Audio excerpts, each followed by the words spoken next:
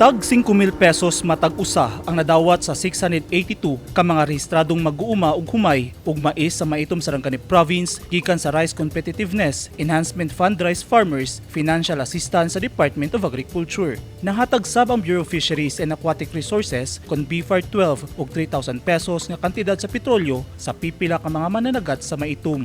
Nahingpit ang distribution, pinaagi sa tabang sa mga opisina sa Provincial ug Municipal Agriculturist, DA Region 12, Rice Competitiveness Enhancement Fund, BPAR 12 ug sa Youth Super Service Center. Gigahin ng pondo alang mismo sa mga kwalipikadong rice farmers aron makahatag og financial assistance o compensation sa pagkalugi niini tungod sa rice tarification law. Ang programa gitagana alang sa mga risadong mag-uuma nga dunay 2 ka hektarya paubos nga luna. Gihimo ang cash assistance distribution sa Municipal Gymnasium kagahapong adlaw, Pebrero 7. Eugene Hinutan, Newsline Philippines. Stay safe.